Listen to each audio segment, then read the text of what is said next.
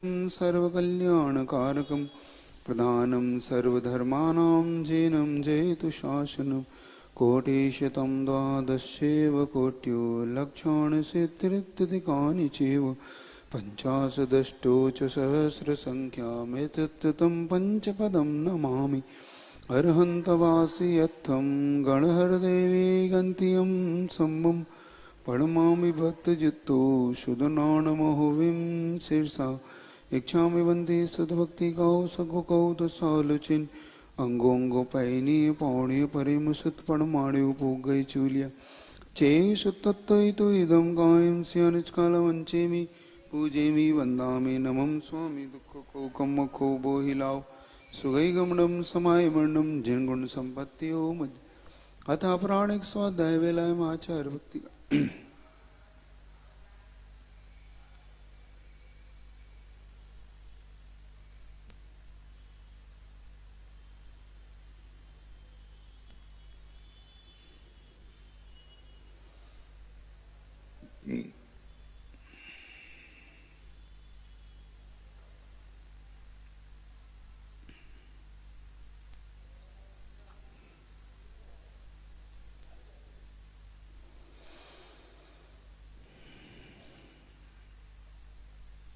सृजलदीपारिभ्य सुपरमति विभावन पटुमतिभ्य सुचरित तपोनिधिभ्यो नमो गुरुभ्यो गुणगुरुभ्यो छत्तीस गुण समग्रे पंचव्याचार करण संदर्शे शिष्यानुग कुशले धम्मायिरी सदा वंदी गुरुभक्ति संजमेणया तरन्ति संसाय सायरं घोरं छिन्नति अट्टकम्बं जम्मिर्मरणं न पावन्ति ये नित्यं निरता ध्यानाग्निहोत्राकुला षट्कर्माभिरभास्तपोधन्धना साधुक्रिया साधव शीलप्रावरणा गुणपरणा नार्दते ज्योतिका मोक्षद्वारकपाठपाठन्वया प्रीणन्तु मां साधु गुरुवापान्तो नो नित्यं ज्ञानदर्शन्नायिका चारित्राणो गम्भीरा मोक्षमारोपदेशका इच्छामि वन्ति आर्यभक्तिकौ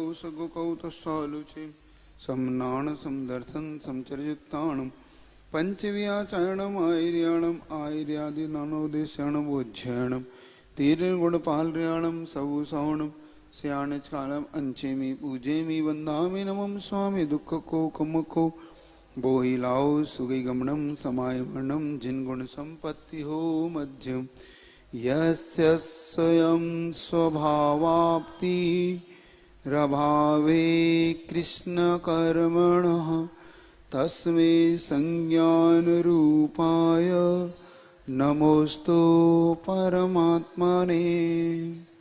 अब जब शिष्य के द्वारा ही पूछा गया कि आपने बताया पर का उपकार छोड़कर स्व का उपकार निश्चय रूप से आत्मलाभ की ओर होता है, क्योंकि जो इस जगत में किसी के उपकार करना कैसा होता है, अज्ञानी जीव पर के लिए ही दृश्यमानस्य लोकवत् ऐसा देखा जाता है। जो अज्ञ जीव होते हैं वो पर के उपकार में ही दिन रात लग के अपना उपकार नहीं कर पाते। उन्हीं की संबोधन करते हुए आचार्यवाद ने कहा कि ये निश्चय की दृष्टि से जब हम अपनी आध्यात्मिक दृष्टि लेके आते हैं तब अब वो शिष्य पूछता है कि किस उपाय से अपनी और पर की विशेषता का भेद जाना जाता है। आखिर कोई बताने वाला भी तो होना चाहिए। कौन बताएगा जो हमें इस प्रकार से, और उसके जानने वाले का क्या होगा, किस फल की प्राप्ति होगी। इस प्रकार आचार्य अगली गाथा में इस प्रश्न का उत्तर अपने सामने प्रकट करते हैं। गुरूपदेशादभ्यासात्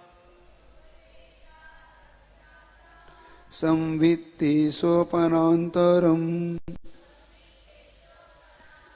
जानाति यः स जानाति मोक्ष सौख्यम निरंतरम। गुरु, एक साथ पढ़िए। गुरूपदेशादभ्यासात् संवित्ते स्वपनान्तरं जानाति यः स जानाति मोक्ष सौख्यम निरंतरम। देखो किसके उपदेश, ऐसा कौन व्यक्तित्व होगा जो हमें इस संसार में ऊपर उठाने के लिए मार्ग देगा? हमें कौन बताएगा वो रास्ता, हम कैसे चल पाएंगे? जब शिष्य के मन में विकल्प उठता है कि कोई तो मुझे रास्ता दिखाओ, मैं किस प्रकार से कोई मार्गदर्शन तो दो। बता दिया भाई मंजिल बॉम्बे पहुंचना है, तो बॉम्बे जाने का कोई मार्ग तो दिखाओ। हाँ वो माइलोमीटर मिलेगा, ठीक है, किस दिशा में चले जाओ। मिलता गया बॉम्बे 200-400, फिर 300, फिर 200, 150 बॉम्बे, ऐसे ही आता ना कि भाई माइलोमीटर से आप देख, तो वो भी दिशा निर्देश आपका करता है। ऐसे ही गुरु शास्त्र ये सब एक माइलोमीटर के भांति है, जो कि हमें आगे की मार्ग की दिशा देते, हमें मार्ग दिखाते कि किस ओर आपको बढ़ना चाहिए। तो गुरुपदेशा किसके जाना, किससे जानोगे? जो मनुष्य गुरु के उपदेश से अभ्यासात। अब देखो कितनी चीजें हैं यहाँ पर, गुरु का उपदेश, अभ्यास से, संवित्ते मतलब अपने आत्मज्ञान के द्वारा, स्व पर अंतरम, स्व का और पर के अंतर को जो जान लेता है। किससे जानना है आपको? प्रथम तो गुरु का उपदेश, फिर गुरु के बताया हुआ उपदेश, अभ्यास, अभ्यास से फिर आत्मज्ञान। तीन चीजें याद रखना, ये इसमें तीन चीजें हैं जो हमारे लिए मुख्य रूप से। प्रथम तो सर्वप्रथम हमें कोई गुरु उपदेश देने वाला मिलेगा, तभी हम आगे बढ़ पाएंगे, वरना क्योंकि हमें कोई ऐसा बताने वाला ही नहीं मिलेगा तो कैसे? तो गुरु को स्व और पर के अंतर को जानता, वह सदा जानाति या सजानाति, जो एक बार उनको जान लेता सो वह मोक्ष सुख के निरंतर। मान लो उसने इन चीजों को जानने के बाद मोक्ष के सुख को ही जान लिया। अब देखो कितनी बड़ी बात कह दी, मोक्ष नहीं है अभी, कोई कुछ नहीं बताया, लेकिन इनको जानने वाले ने मोक्ष को जान लिया, मोक्ष के सुख को ही पहचान लिया। क्योंकि बचा क्या अब? बस उस पे आपने गुरु का उपदेश ग्रहण कर लिया श्रद्धा से, आस्था विश्वास से, फिर उस पे आपने अभ्यास शुरू कर दिया। अभ्यास के बाद फिर आपने अपने उस ज्ञान को प्रकट कर लिया कि हाँ यही है, पक्का हो गया बिल्कुल, जो गुरु ने कहा था मुझे अभ्यास से प्राप्त हुआ, अभ्यास से मुझे अनुभूति अब हुई। आत्मज्ञान मतलब अनुभूति, वो चीज वस्तु जब अनुभूति का विषय बनने लगा, तो यहीं से अब आपके लिए मोक्ष सुख और कुछ नहीं है, यही मोक्ष सुख है और कुछ नहीं है मोक्ष का सुख गुरु का। तो अभ्यास मोक्ष सुख की निरंतरम, इस प्रकार से गुरु के द्वारा उपदेश से जो अभ्यास करता है वह अपनी आत्मज्ञान के बल से स्व और पर के अंतर को जान लेता है। अब यह कारिका का एक संक्षेप अपने लिए अर्थ भावार्थ आ गया। अब सर्वप्रथम ये उठता है गुरु का विषय कि गुरु उपदेश होगा तो गुरु कैसा होगा, ये भी तो एक बात बनेगी ना भाई। गुरु से अभ्यास करेंगे तो गुरु का उपदेश कैसा होगा? तो आचार्य महाराज संबंधभट्ट स्वामी आपके लिए या सबके लिए तीन चीजों का ऊपर निषेधात्मक, दो चीजों का विधानात्मक कथन करते अपनी गाथा से। विषयाशावशातीतो निरारंभो परिग्रह ज्ञान ध्यान तपोरक्ता तपस्वी सा प्रशस्यते। देखो विषयों की जैसे आशा नहीं, निरारंभ और परिग्रह से जो रहती है, तीन चीजें निषेधात्मक है वहां पर, गुरु के लिए नहीं। फिर विधानात्मक है, ज्ञान और ध्यान में जो लीन है। ठीक है, गुरु का लक्षण दे दिया ना यहाँ पे, आ गया समझ में आपको? गुरु उपदेश भी किसका? हर किसी का नहीं, हर किसी का उपदेश काम नहीं आएगा आपको, गुरु का। अब गुरु का लक्षण पहले तो गुरु अपने यहां कहा कि जो स्वयं शिक्षा और दीक्षा को देने वाला होता है वो गुरु होता है ना। जो स्वयं शिक्षा और दीक्षा प्रदान करे, शिष्य को शिक्षित भी करे, दीक्षित भी करे, मोक्ष मार्ग में बढ़ाए, उसका नाम है गुरु। तो यहाँ पर गुरु का अर्थ उन्होंने खोल दिया, जो मुख्य रूप से विषयों की आशा आरंभ से निरारंभ से रहित और परिग्रह से रहित हो। अब आप देख लो, आपके विषयों मतलब विषय की आशा मतलब पंचेंद्रिय के विषय, स्पर्श रसना घ्राण चक्षु कर्ण और श्रोत, इन पंचेंद्रियों के विषयों से जो रहित हो। आशा मतलब इनकी इच्छा से ऊपर उठा हुआ हो, मतलब इनमें ना लगा हुआ। तो अब पंचेंद्रिय स्पर्शन इंद्रिय के विषय में शीत, गर्मी, ठंड, बरसात, इन सबको सहन करने वाला, क्या आ गई बात समझ में? जो ये सहन नहीं करेगा वो अभी पंचेंद्रियों की आशा से ऊपर नहीं उठ पाया है। जो अभी इनको सहन ही नहीं करता, सहन से मतलब ये थोड़ी कहा जा रहा आपसे कि गर्मी में आप पहाड़ पे चले जाओ, कम से कम गर्मी में आप कहीं ऐसे स्थान पे तो बैठो, लेकिन ऐसा तो मत करो जो करते आए हो। क्या करते आए पता है आपको? इधर के लोग सब जानते क्या करते आए, वो तो मत करो, एसी कूलर का प्रयोग तो मत करो। विषयों से कैसे बचोगे? क्योंकि पंचेंद्रिय विषय आपका मूल गुण भी तो है, पंचेंद्रिय विषय है ना, पंचेंद्रिय को जीतना। 28 मूल गुण कौन से हैं? 5 महाभारत, 5 बोलो समिति, 5 इंद्रिय विजय और 6 आवश्यक, 7 शेष, ऐसे 28 है ना टोटल। तो 5 इंद्रिय विजय आपका मूल गुण भी तो है। अगर आप इंद्रिय विजय नहीं करोगे तो भी कैसे बनेगा? किसी ने पूछा महाराज 27 चल जाते हैं, 28 29 चल जाते हैं। मैंने कहा मुझे नहीं पता था 29 कैसे बनते हैं। नहीं, मान लो कि हम हमारा कोई अहिंसा व्रत में कोई इत्यादि आप कहते हो भाई ये चलाने से ये दोष होता है, तो इंद्रिय विजय भी तो गायब हो गया। फिर अहिंसा महाव्रत गायब हो गया, परिग्रह अलग आ गया, झूठ चोरी कुशिल से जो इसका उपयोग कर रहा है, मतलब जो लाके दे रहा है, वो सब क्या कर रहा है, कैसे करोगे? शेष का पालन नहीं होगा आपका। ये तो इसलिए आचार्य महाराज एक बात हमेशा गुरु महाराज कहती थी, 28 पूरे 28, मुझे ना 29 चाहिए ना 27 चाहिए, 28 तो 28 ही, एक भी पेपर कम नहीं हो सकता है।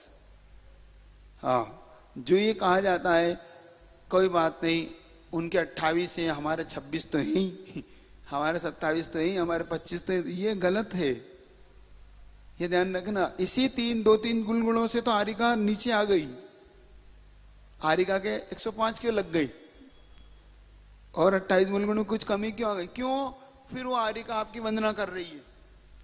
100 साल पुरानी आरिका आज के दीक्षित साधु की वंदना क्यों कर रही है? क्या कारण है? ये मूल गुणों की अपेक्षा से तो कर रही है वो, कि जो हम मूल गुण नहीं ले पाए वो आपने ले ली प्रथम दिन से ही, हम 100 साल में नहीं ले पाए, इसीलिए तो ले कर रही हूं। और उसी को आप कह रहे हो 26-27 कैसे चलेगा? तो यहां पे स्पष्ट उन्होंने कह दिया गुरु के लिए कि गुरु कौन होता है।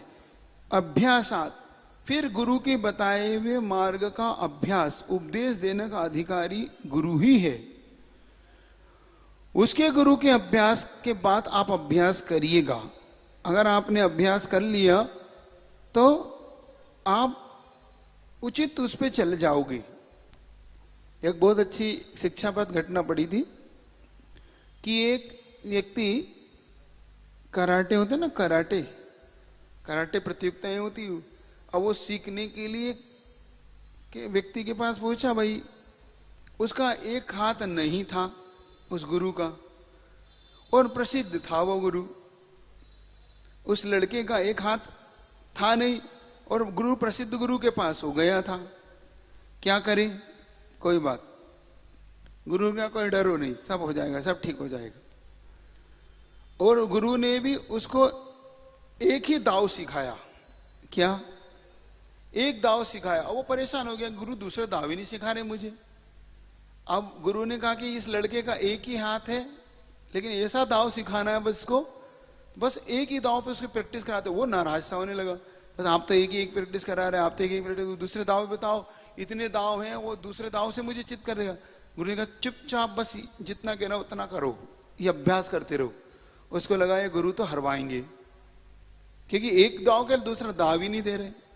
कोई बात, प्रतियोगिता का समय आ गया निकट, फिर भी गुरु ने कोई दूसरा अभ्यास, बस इस कह दिया ये अभ्यास करो, बस एक दाव, कोई बात करो भाई। गुरु ने कहा जो होगा देखा।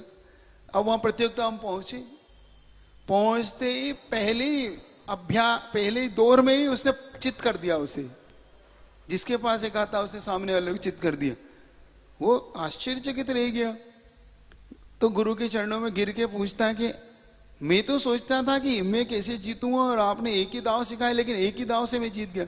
गुरु ने कहा देखो भाई, तुम्हारा जो एक हाथ था, दो हाथ होना तुम्हारे लिए, किसी के लिए पॉजिटिव था, लेकिन तुम्हारे लिए एक हाथ होना पॉजिटिव हो गया, क्योंकि दूसरे दाव के लिए मैंने वो दाव सिखाया था कि सामने वाले को तुम्हारे दाव का तोड़ ढूंढने के लिए दूसरा हाथ चाहिएगा तुम्हारा, वो तुम्हारा पास है ही नहीं। उसका काट क्या है, जब तुम एक हाथ से वार करोगे तो दूसरा हाथ पकड़ने के लिए तुम्हारा दूसरा हाथ पकड़े, तब तो तुम्हारा दाव से जीतेगा, लेकिन तुम्हारे पास है ही नहीं। तो ये तुम्हारा एक हाथ तुम्हारे लिए शक्ति बन गया तुम्हारा। अब जब वो तुमने पहले ही हाथ से उसको दाव मारा, तो जब तक तुम्हारा दूसरा हाथ पकड़ ही नहीं पाए, तो तुमने उसको चित्त कर दिया। ये तुम्हारी विशेषता थी। तो गुरु ने जो अभ्यास दिया है वो महत्वपूर्ण होता है। ये मत सोचो क्या गुरु क्या सिखा रहे, क्या ये दिमाग मत लड़ाओ, इनको तो ये सिखा दिया, हमें कुछ नहीं सिखा रहे, हमें कुछ नहीं सिखा रहे। आपके लिए वो गुरु जानता है किसको क्या देना। अब अपने शिवभूति मुनि की बड़ी प्राचीन घटना है ना। शिवभूति मुनि एक ऐसे मुनि हुए, महान अज्ञानी, ज्ञानी नहीं, महान अज्ञानी, और ऐसे अज्ञानी की गुरु ने नमोकार मन सिखाया तो वही भूल गए। अब बड़े शास्त्र तो छोड़ दो, गुरु सिखा सिखा के थक गए, हार गए, और हर शिष्य हंसी उड़ा रहा है हंसी, ये और ऐसे ऐसे गुरु, ऐसे ऐसे शिष्य मिले इनको। अब गुरु ने कहा कोई बात नहीं। गुरु महाराज से कहते थे क्या करूं, अच्छा एक काम कर लो, एक सूत्र याद कर लो, क्या, मारुष मातुष। क्या, मारुष मातुष, क्या मतलब हुआ इसका, राग मत करो, द्वेष मत करो। मारुष मातुष, रुष मतलब द्वेष, रुष मतलब राग, तुम राग मत करो, द्वेष मत करो, मारुष मातुष। भाई साहब वो भी भूल गए, उन्होंने नया सूत्र ही बना लिया अपना, तुष्मास भिन्नम तुष्मास भिन्नम। क्या सूत्र बना लिया उन्होंने, आप स्वयं सूत्रकार हो गए। लेकिन गुरु के दिए अभ्यास को याद रखिए। एक दिन गुरु महाराज तो बैठ गए, चर्या के लिए जाना नहीं, उपास करके बैठ गए। क्या कर रहे हैं, मैं तो नहीं जाऊंगा चर्या मैं मुझे तो भूख लगी, तुम निकलो। ठीक, निकल गए आहारचर्या के लिए अकेले ही। अभी तक तो गुरु के साथ जाते थे पीछे पीछे, अब अकेले निकल गए, आज मुझे तो भूख आहार नहीं करना है। हाँ निकलो तुम, मुझे मेरी इच्छा, मैं तो उपास कर रहा हूँ आज, मेरा उपास जाओ। ठीक, इधर दूसरे शिष्य सोच रहे ये ऐसे अच्छे अज्ञानी शिष्य गले पड़े। लोग भी सोचते ना कैसे कैसे अज्ञानी शिष्यों को दीक्षा दे दी जाती है, कैसे कैसे लोगों को, कोई बात। उधर जब पहुंचे तो एक बुढ़िया अम्मा फटकार रही है, क्या, दाल। आपने देखा सूप, सूप देखा, सूप। आचार्य महाराज एक दोहा लिखा है, सार सार का ग्रहण हो, असार को फटकार, मत चालनी तुम बनो, सूप करो सत्कार। आ गया सर, सार सार का ग्रहण हो। सूप जो होता है सूपा, जब उसमें दाल रहती है, उसमें कंकर वंकर रहते, तो आप क्या करते हैं, कंकर से सब फटकार देते, तो कंकर कंकर बाहर और दाल दाल अंदर। तो सार सार का ग्रहण होता, दाल दाल, सार क्या है, दाल है। सार सार का ग्रहण हो, असार को फटकार, मत चालनी तुम बनो। चालनी होती है, चालनी आटा छालने वाली चलनी, तो वो क्या करती है, सार सार तो गिरा देती है, असार असार ऊपर रह जाता है। चकोर, चोकर, चोकोर बोलते हैं आप, चोपर, चोकर रह जाती है उसमें आटे आटे की, तो सार सार तो नीचे गिर जाता है और चोकर चोकर उस चालनी ऊपर रह जाती है। तो मत चालनी तुम बनो। अपन सब कैसे हैं? चालनी के समान है। असार असार तो गिरा डाला, सार सार तो गिरा डाला, असार असार दिमाग में भर लिया, है ना? ऐसी अपनी बुद्धि है। श्रोता दो प्रकार के, एक सूप के समान, एक चालनी के समान। सूप वाला जो श्रोता होता है, श्रोता मतलब सुनने वाला, तो ज्यादा महाराज की बातों पे, कौन सी बातों पे ध्यान देता है? जो सारभूत। असार बातों पे ज्यादा नोटेट नहीं करता कि छोड़ो छाड़ो इनसे क्या लेन देन। और जो थोड़े से दोष ढूंढने वाले होते, आज महाराज ने गलत क्या बोला, अच्छा अब पकड़ में आ गए महाराज, तो तुम्हें तो असार असार ग्रहण करना, और सार सार जो सारभूत था उसे तो फेंक दिया। क्या करना है इनका? तो तुम चालनी तुम मत बनो, सूप करो सत्कार, सूप के जैसे बनो, चालनी मत बनो। तो बस अब वहां पे वो अम्मा सूप लेके ऐसे दाल होती है उड़द, उड़द की दाल को साफ कर रही थी, तो छिलके छिलके बाहर कर रही थी, दाल अंदर कर रही थी। तो उसने कहा क्या कर रही हो अम्मा, कि दिख नहीं रहा, मैं ये छिलके छिलके बाहर कर रही हूं और ये दाल अंदर कर रही हूं। ओहो, मेरे गुरु ने यही तो कहा है, तुष्मास भिन्नम तुष्मास भिन्नम। ये तुष और मांस, तुष का मतलब छिलका, मांस मतलब दाल। दाल अलग है, छिलका अलग है, दाल अलग है, छिलका अलग, शरीर अलग है, आत्मा अलग है, शरीर अलग है। ओ, इतनी सी बात में समझ नहीं पाए, अम्मा ने समझा दी, गुरु नहीं समझा पाए, अम्मा ने समझा दी। देखो दाल अलग है, शरीर अलग है, दाल अलग है और छिलका अलग है, दाल अलग है, ऐसे ही शरीर अलग है और गुरु उपदेश दभ्यासात, गुरु ने जो उपदेश दिया था अब अभ्यास करने के लिए, उन्होंने आर वार नहीं करे। शिवभूति महाराज सीधे जाके बैठ गए और अभ्यास, शरीर अलग है आत्मा अलग है, भेद विज्ञान, भेद विज्ञान इसको बोलते हैं। पहले गुरु का उपदेश, फिर अभ्यास, फिर भेद विज्ञान मतलब आत्मा का ज्ञान हुआ, दभ्यासात। अब देखो तीनों चीज आ गई इसमें, गुरु का उपदेश, अभ्यास और स्वपरात्मरम, स्व और पर का अंतर करने लगा वो। अब शिवमूर्ति महाराज क्या करने लगे? स्व और पर का अंतर मतलब आत्मा अलग है और स्व पर अंतरम। जानाती या स जानाती, अब ने ये चीज को जान लिया, तो जिसने ये जान लिया मोक्ष सौख्य निरंतरम, उसने मोक्ष को पा लिया। ऐसे ही बैठे अनंतर बुद्ध के अंदर केवल ज्ञान शिवभूति महाराज को हो गया, चार घातियां कर्म नष्ट हो गई। पढ़ना ये घटना बहुत अच्छी आगम में, जैसे उनके चार घातियां नष्ट हुए उधर केवल ज्ञान की उत्पत्ति हो गई और देवों का आना शुरू हो गया। उधर गुरु महाराज सोच रहे मेरे लिए आ रहे हैं, अज्ञानी शिष्य के लिए आ रहे हैं, आपके लिए नहीं आ रहा कोई। तो देखते हैं अरे देव कहां चले गए, ये इधर आते आते वहां कहां चले गए। जय हो शिवभूति मुनि महाराज की जय हो, ऐसे नारे लग रहे हैं वहां पे। शिवभूति की जय हो रही है, वो अज्ञानी नहीं महाराज, आप भी वंदना करने चलो, केवल ज्ञानी हो गए वो। क्या अब वो अज्ञानी नहीं रहे, क्या हो गया वो? केवल ज्ञान हो गया। उससे केवल ज्ञान जिससे नमोकार बंद नहीं होता। हाँ, आप ज्ञान के मध्य में बने रहो आपको बहुत शास्त्रों का ज्ञान है, बने रहो। आपका शिष्य पकड़ गया केवल ज्ञान, चाके वंदना कर लो, पहुंच गए गुरु महाराज जय हो, केवल ज्ञानी शिवभूति महाराज की जय हो। गुरु देश दब्य, गुरु तो गुड़ रह गए और सेला क्या हो गया? गुरु गुड़ हो गए, चेले शक्कर हो गए। गुरु तो गुड़ ही रह गए, चेला शक्कर बन गए। मतलब गुरु की बात अभ्यास अगर हम कर ले, बस हम में यही कमी है, हम सुनते बहुत है, अभ्यास नहीं करते। क्या कह रहे? सुनते तो अपन बहुत है, अभ्यास नहीं करते। अपन पढ़ते तो बहुत है, ध्यान नहीं रखते। आचार्य महाराज ने लिखा बहुत नहीं, बहुत बार पढ़ो। क्या? बहुत नहीं महाराज, इसके बाद कौन सा शास्त्र लगाएंगे? वो लगाओ ना महाराज। तो भैया जो पढ़ाया उसका क्या वो हो गया? अरे वो तो हो गया महाराज, आगे आगे अब आगे एक और कोई नया शास्त्र, एक और नया बहुत नहीं महाराज, इसी को पढ़ाओ, इसी को पढ़ाओ जब तक समझ में ना आ जाए। आप जरा से अपन सब नया नया, लेकिन आचार्य महाराज के लिए नहीं, गुरु के उपदेश का अभ्यास करो। बार बार अभ्यास करने से वह चीज हमारे अंतरंग में बैठ जाती है।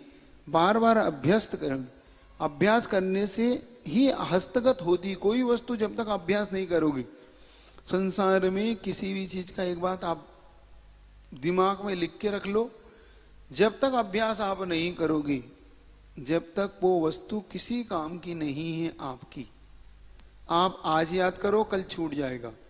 कितनी चीज मुखाग्र आप कर लीजिए, बड़े बड़े ग्रंथों को आप मुखाग्र कर लीजिए, अभ्यास छूटते ही चला जाएगा। क्या क्या क्या छूटते ही? अभ्यास छूटते ही। किसी ने एक, आप लोग बचपन में वो पूछते ना, रोटी क्यों जली, घोड़ा क्यों अड़ा, पाठ क्यों भूला? एक ही स्तर है। क्या है इसका उत्तर? है पलटा नहीं, और फेरा नहीं आपके यहाँ, पलटा नहीं इसका उत्तर। मतलब रोटी को आपने पलटी नहीं, घोड़े को आपने मोड़ा नहीं, पलटा नहीं, और ज्ञान आपने पुस्तक को पलट के देखा ही नहीं। जब जब आप पलटोगे नहीं, तब तब आपके अनभ्यास विषम विद्या, अभ्यास नहीं करने से बड़ा सा बड़ा ज्ञान भी नष्ट हो जाता है। बड़े बड़े विद्वानों का ज्ञान भी नष्टशील हो जाता है, क्योंकि उन्होंने अभ्यास छोड़ दिया। बड़े से बड़ा, जितना भी बड़ा आप क्षत्रिय होगा, जितना बड़ा योद्धा होगा, जब तक वो अभ्यास नहीं करेगा तब तक वो युद्ध नहीं जीत सकता। और कॉन्फिडेंस अगर है कि मैं सब कर लूंगा, नहीं, अभ्यास लगातार करता है वो। जितने भी आप जिम्नास्टिक और ये सब होते हैं ना, जितने भी ओलंपिक के जितने भी खिलाड़ी होते, ये घंटों घंटों अभ्यास घर पे करते रहते हैं। आपको ऐसा लगेगा फालतू दौड़ रहा है, फालतू नहीं दौड़ रहा है, वो अभ्यास है उसका। ऐसे तो यहां पर आचार्य पहले तो गुरु का उपदेश, फिर अभ्यास, फिर उसके अनुसार आप प्रयोग करिए। उसका प्रयोगशाला में जाके आचार्य महाराज का कहना है। तो धीरे धीरे अंतर्मूत में भी जिस प्रकार शिष्य ने गुरु की बात का अभ्यास कर लिया, स्वयं गुरु के बताए हुए मार्ग और राग द्वेष नहीं, मारुष मातुष को तुष्मांस भिन्नम जिन्हें बदल के भी मात्र किस बल पे? हमें गुरु पे आस्था है, मुझे विश्वास है, एक दृढ़ विश्वास उसको उठा ले गया। यहां पे यही बार बार महाराज कह रहे। तो एक बात ध्यान है कि जब तक गुरु के पे विश्वास नहीं होगा, तब तक मार्ग खुल नहीं सकता।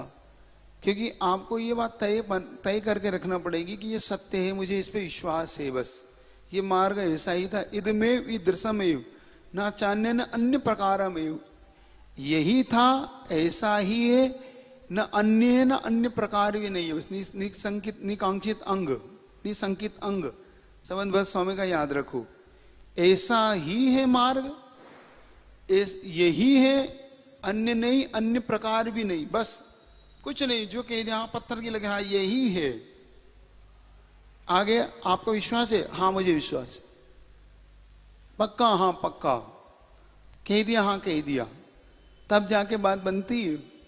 क्या मालूम, कह तो था, पता नहीं सही है कि गलत है, उलझ ना जाऊं, फंस ना जाऊं, बस समझ लें। अब नहीं, अब आपका कोई मार्गदाता, कोई मार्गदर्शक कोई नहीं हो सकता आपके लिए, क्योंकि भगवान से ही बड़ा स्थान उसलिए दिया उन्होंने, क्योंकि भगवान अब बोलते तो ही नहीं आपके।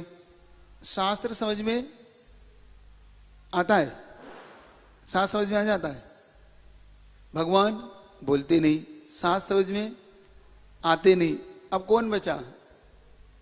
वही तो आपको, वही दोनों चीज देगा, गुरु और शास्त्र। शास्त्र और भगवान के बीच में एक गुरु, एक ऐसी कड़ी है, एक ऐसी चेन है जो दोनों को मिलवाती है आपको। वो ना हो तो ना हमें भगवान समझ में आए, ना हमें शास्त्र समझ में आए।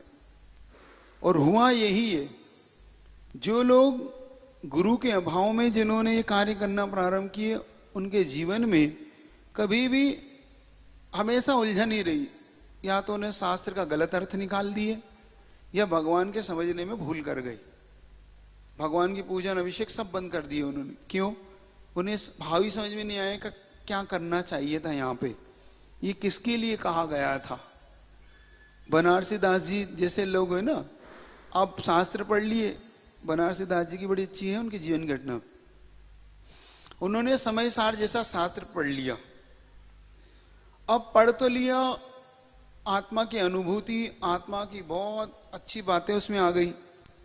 उसने कहा कि ये तो मुझे एक बार जरूर इस अनुभूति को तो करूंगा। तो उन्होंने कहा भाई कैसे करूंगा? तो उन्होंने सोचा कि मुनियों को होती है। इतना तो दृढ़ विश्वास तो उनका था कि ये परिग्रह के साथ तो नहीं होती। देखो मुनि अवस्था। तो उन्होंने अपने एक घर में एक दरवाजे कमरे के अंदर बंद कर लिया अपने आप को, अंदर से कुंडी लगा ली। कुंडी समझ गए? सांकल लगा ली। लगा के पूरे वस्त्र उतार के दिगंबर हो गए और बैठ गए। पहले दिन उनके आप अनुभूति होगी भाई, आत्मा की अनुभूति ऐसी होती। एक दिन बीत गया, 2 दिन बीत गया, चक्कर आने लगे उन्हें अब, क्योंकि भूखे पेट भजन न हो गोपाला, संभाल तेरी कंठी और संभाल तेरी माला। या भूखे पेट कुछ नहीं होता। उनको चक्कर आने लगे। तीसरे दिन जब चक्कर आ के गिर पड़े तो उन्होंने कहा भाई आप कपड़े पहन के बाहर निकलो, कहीं ऐसा ना हो कि प्राणांत होने लगे। अब तो उन्होंने वस्त्र धारण कर लिया और बाहर आ गए। पहले तो भोजन करो, अब चक्कर आ रहे। फिर उन्होंने लिखा, वो लिख के गए, करनी को तो रस मिटियो, आयो न निज को स्वाद, भई बनारस की दशा, जैसे ऊंट को पात। क्या? जो मैं करता था उसका तो रस मीठा, मतलब मैं जो करता था वो तो मैंने छोड़ दिया। आयो न निज को स्वाद, और जो मैं निज का स्वाद, आत्मा का स्वाद लेने के लिए बैठा वो कुछ नहीं आया। भई बनारस की दशा, जैसे ऊंट को पात, मतलब धोबी का कुत्ता ना घर का रहा ना मैं घाट का रहा, मैं कहीं का ना रहा। मैंने मंदिर सब छोड़ दिए, उधर आत्माभूति में लगा तो वो भी नहीं हुई। अब मैं कहां जाऊं? दोनों मेरे छूट गए। किसके अभाव में? गुरु के अभाव में, गुरु के उपदेश के अभाव में। क्योंकि गुरु ही उस उपदेश को बता सकते थे कि ये किसके लिए है और इस उपदेश का अर्थ क्या है। यहां पर आचार्य महाराज ने इसीलिए संगित किया। पहले देखो, पहली गाथा में अपने को इंगित कर रहे हैं, परोपकृति मुत्सर्ज सुपकार परो भव। पहले तो कह रहे हैं सब छोड़ दो, पर सुपकार परो भव, उपकुर्वन परस्याज्ञो दृश्यमानस्य लोकवत। तुम सब ये अज्ञ के भांति मत बनो, अज्ञानी के भांति मत बनो, लोक के ऊपर के उपकार। और फिर क्या कह रहे हैं अब? अगली गाथा में इन्हें रुख बदल दिया। जब शिष्य ने पूछा ठीक है भाई अपने और पर का अंतर कैसे पता पड़ेगा? गुरु उपदेश अभ्यासात स्वपरांत परो भव, गुरु के उपदेश से अभ्यास करो। पहले तो कह रहे थे पर में मत पढ़ो, अपना चिंता कर। जब अपनी चिंता की बात आई तो कहने लगे गुरु को ढूंढ लो। अभी आगे जाके फिर ये कहेंगे गतेर काश धर्म अब आज आगे गुरु के लिए कहेंगे बहुत अच्छी गाथा। देखो कैसे पूज्यपाद स्वामी कैसे बात बात में आपको पलटेंगे, लेकिन उन पलटेंगे नहीं वो, ये हमारी समझने की कमी हो सकती है। वो आपको आगे जाके गुरु से भी छुड़वा देंगे। पहले आपको गुरु के पास ले जाएंगे, फिर गुरु से भी छुड़वा देंगे कि नहीं अब गुरु की जरूरत नहीं है आपको, अब स्वयं अपना आत्मा गुरु खुद बनो। देखो इसलिए वो गाथा तक इंतजार तो करो, कोई बात नहीं, वो भी बता रहा हूं कि जल्दी आ गए 4:30। अच्छा चलिए, तो गुरु के उपदेश से इस प्रकार से देखो यहां पर स्वयं तीन चीज याद रखना, गुरु का उपदेश, अभ्यास और स्वपरायण का अंतर, मतलब भेद विज्ञान होने पर उसे जो जान लेता है वह नियम से मोक्ष सुख को ही जान लेता है। मोक्ष सुख को कैसे जान लेगा? मोक्ष सुख को जानने का मतलब जितना जितना वो निराकुल होता चला जाएगा, जितने जितने आकुलताओं को छोड़ता चला जाएगा, उतनी उतनी मात्रा में वो मान लो सुखी ही होता जाएगा। क्या? अपने को दुख किस बात का है? पर की अपेक्षा का। दुख किस बात का है? वो व्यक्ति का, कार्य का। अगर मुझे उससे कोई मतलब ही ना हो तो चाह गई चिंता मटी, मनवा वया बेपरवा, जाको कछु न चाहिए वो सहन का साह। सहनसा कौन है? सहनसाओं का वही सहनसा कौन है? चाह गई चिंता मिटी, मनवा भया बेपरवा, कोई टेंशन ही नहीं उसे, तुम जानो तुम्हारा काम जानो, मुझे कुछ करने ही नहीं। जाको कछु ना चाहिए, जिसको कुछ नहीं चाहिए वो सहनसाओं का भी सहनसा है, कोई चाहिए ही नहीं मुझे, तुम ले लो, मुझे चाहिए ही नहीं, आप दे क्यों रहे मुझे, मुझे आपसे कुछ चाहिए ही नहीं। अब मैं देखो तुम्हारी गरीबी से मैं ठीक हूं, मैं कैसा हूं? मैं ठीक हूं, मुझे आपसे कुछ नहीं चाहिए। अरे ये हमसे कुछ नहीं लेते, देखो, हाँ वो कुछ नहीं लेते, उन्हें नहीं चाहिए आपसे कुछ भी। आप अपने में आनंद में रहे, वो अपने आनंद में मस्त है। फकीर हूं, गरीब हूं, जैसा हूं मैं मस्त हूं। मुझे आपसे कुछ, आपकी घी चुपड़ी रोटी मुझे नहीं चाहिए ना, मैं अपनी सूखी रूखी में खुश हूं। सही बताओ, जो अपनी सूखी रूखी में खुश होता है उसको अमीर नीचा नहीं दिखा सकता। बड़ा बड़ा अरबपति भी होगा भाई, तुम अपने अमीर, मुझे नहीं चाहिए आपकी गीली रोटी, घी चाली चाहिए नहीं, मैं अपनी सूखी में खुश हूं ना। फिर अमीर भी कहता है ये व्यक्ति भाई इसको नहीं चाहिए, नहीं झुकेगा, मुझे चाहिए नहीं, तुम, मैं आपकी सेवा क्यों करूं? राजा की सेवा क्यों करता है आदमी? जब उसे कुछ चाहिए, और जिसे चाहिए नहीं वो क्यों करेगा सेवा? संबंध स्वामी आगे कहते हैं राजा की सेवा तो वही करे जिसे कुछ चाहिए, मुझे किसी की सेवा नहीं करना, इसलिए मुझे कुछ चाहिए ही नहीं तो सेवा करना ही नहीं मुझे। सही बताओ, हमें आपसे कुछ चाहिए ही नहीं था, सही बताओ, चाहिए होता तो आपकी तरफ मुंह देखते, हमें आपसे कुछ नहीं चाहिए इसलिए आपकी तरफ मुंह नहीं देखते। साधु के आप कितना ही देना चाहो, महाराज ले लो, महाराज ये कर लो, महाराज तो मुझे चाहिए ही नहीं, हाथ जोड़ो पैर पड़ो, चाहिए ही नहीं। इसीलिए आचार्य महाराज कहते कुछ मत टेंशन मत करो यहां पर, तब आप निर्विकल। तो निर्विकल होते ही मोक्ष सुख होने लगता है। मोक्ष में और क्या है, सुख क्या है? मोक्ष का सुख है ही निराकुल। आत्म को सुख है सुख सो सुख, आकुलता बिन कहिए, आकुलता शिव माही न ताते, शिव मग लाग्यो चाहिए। शिव मग, मुझे तो शिव मार्ग चाहिए ही चाहिए। तो क्या चाहिए शिव? क्योंकि आकुलता नहीं होना चाहिए। बस एक बार ध्यान रखो, संसार में ये बहुत बड़ा सूत्र है, आकुलता के कारणों को छोड़ दो, मोक्ष सुख अपने हाथ में। क्या हम आकुलित होते हैं, ये व्यक्ति ये मुझे नहीं दे रहा, ये वस्तु मेरी ले ली, मुझे ना वस्तु चाहिए ना देना लेना, ठीक है, फिर आपको टेंशन, आधा टेंशन खत्म है। क्या? ठीक है, आचार्य जी की हिंदी पढ़ो, उसमें भी कुछ निकलेगा। गुरु का उपदेशामृत निज को सर्वप्रथम तो पिला दिया, तदनुसार अभ्यास बढ़ाया, प्रयोग करता चला गया, निजानुभव से निज पर अंतर, तभी निरंतर जान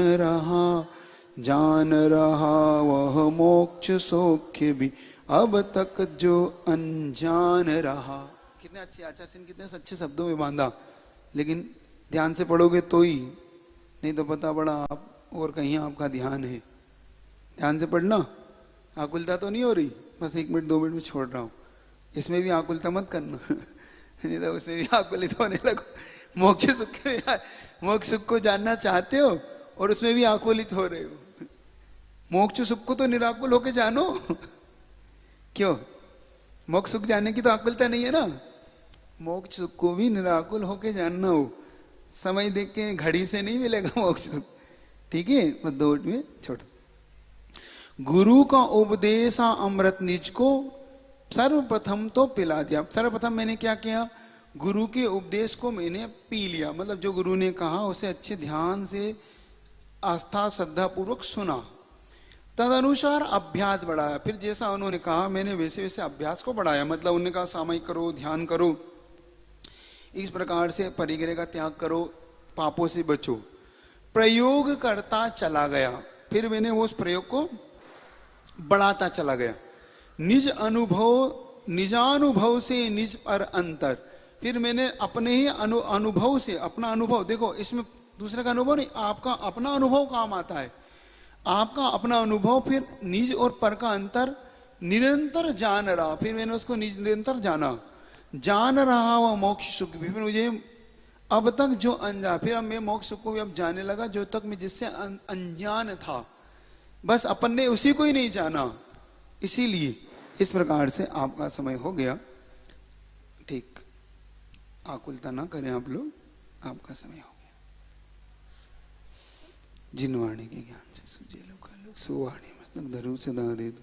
हे जिनवाणी भारती तो हे जबू दिन रेन जो तेरी शरण।